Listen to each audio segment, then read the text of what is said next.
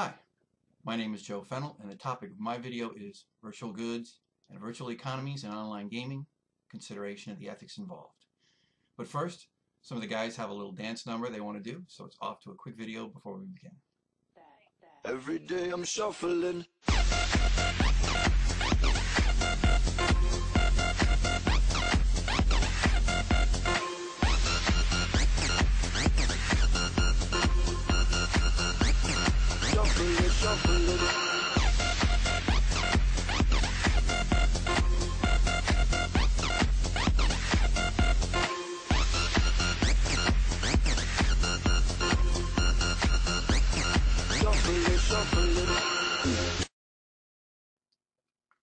The first thing we need to do to begin our discussion is to clarify some terms we'll be using throughout the video. Virtual goods are items that exist only within a virtual world, or MMO.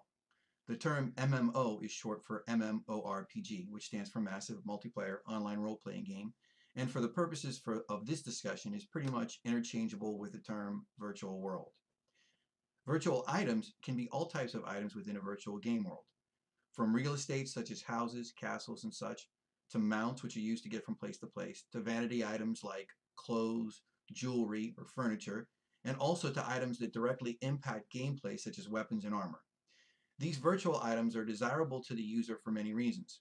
They can provide greater functionality, they can provide advantages in competitive gameplay, or they can just be cosmetic in nature to help a player establish a unique identity among his peers. Or they can be used to help build relationships within the game world. On that note, it's time for another video. Hello, fair penny. Who are you? It is I, Sir Howard of Wallowitz. Can I interest you in an afternoon of spirited questing, followed by a flagon of ale at yon virtual tavern? Yeah, sure. Why not? Oh my god, I need help. Another thing that virtual worlds have are economies that exist within that world and to an extent mimic a real-world economy. Virtual goods and supplies can be transferred and or traded from player to player and have a different rarity or difficulty to obtain, thus giving each a different value based on the rules of that virtual world. This allows the virtual system to imitate the supply and demand that we see in our real-world economic systems. Because of this, virtual goods can appear to copy the characteristics of physical property, at least in terms of value, and are often viewed as such by the participants in that game world. This creates a system where the virtual economy can intersect with a real-world economy to give virtual goods real-world value. Did you ever want to exchange, buy, or sell anything from MMORPG? Gold, account, item? But were afraid of scam? With MMOMAT.com, you can safely trade your virtual goods.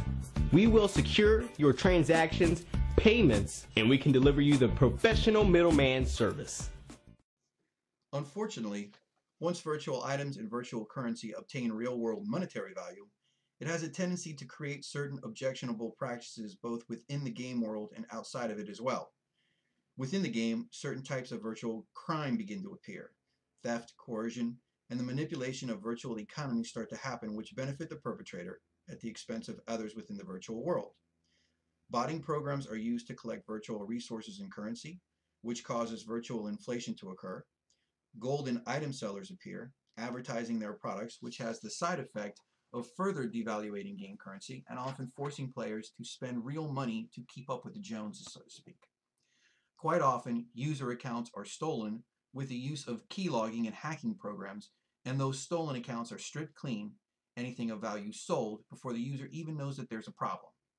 To further illustrate this point, consider the following video. Reading through this bag. What's going on?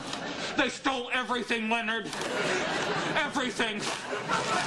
Are you the roommate? Yeah, Leonard Hofstetter, what happened? Your friend here called 911 to report a robbery. Oh my God, what did they get? What didn't they get? I got my enchanted weapons, my vicious gladiator armor, my wand of untainted power, and all my gold. You called the police because someone hacked your World of Warcraft account? What choice did I have? The mighty Sheldor, level 85 blood elf, hero of the Eastern Kingdoms, has been picked clean like a carcass in the desert sun. Plus the FBI hung up on me. Into the bag. They took my battle ostrich. Oh, no, not Glenn. Yes, Glenn, only bird I ever loved. Good luck, fellas. Thank you, officer. Wait a minute. You're not going to do anything? Mr. Cooper, there's nothing... Dr. Cooper. Seriously? Not the kind with access to drugs. Fine. Dr. Cooper, I'm sorry for your loss, but the Pasadena Police Department doesn't have jurisdiction in Pandora. That's from Avatar. World of Warcraft takes place in Azeroth. Goodness gracious, how are you allowed to carry a gun? As we can see, the promise of financial gain combined with the viewpoint that the virtual world and its contents lack physicality and therefore existence leads some people to consider certain actions and behaviors in a virtual world that they would never consider acceptable or ethical in the real world. So, the question becomes, how do we view virtual items in a virtual world from an ethical perspective? From a user's perspective, many would like to see virtual items viewed as personal property. This would imply that the buying and selling of virtual items are legitimate transactions, and that any kinds of questionable acts such as thefts, scams, and the selling of stolen property could be prosecuted in the same way as physical property currently is handled.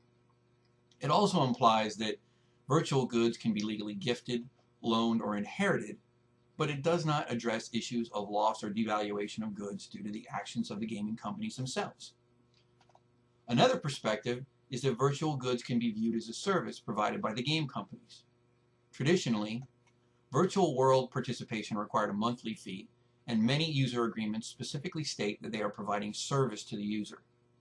As game companies are beginning to transition from monthly fees to other types of billing methods, including virtual goods shops where the user pays the game company directly for virtual items, it creates a gray area in which it is easy to notice that virtual goods do not share the same features and characteristics as services. Probably the best interpretation is that virtual goods are the intellectual property of the game companies who create, design, and implement the virtual worlds that these items exist in. This allows EULAs, end user license agreements, to enforce and maintain the integrity of game items in their virtual world and protect those companies from legal actions by users with respect to virtual items. It isn't a perfect system. Rules aren't uniform across virtual worlds, and therefore enforcement may differ depending upon the world itself. It also doesn't solve issues of ownership between users and companies, but it does solve many of the issues that currently exist, provided that the company maintains a high level of involvement in policing their virtual world and the items within. For this reason, I think that the best way to view virtual items is as an intellectual property of the company which administers the virtual world. It's not a perfect system, but it addresses most of the ethical and legal gray areas that exist today. Thank you.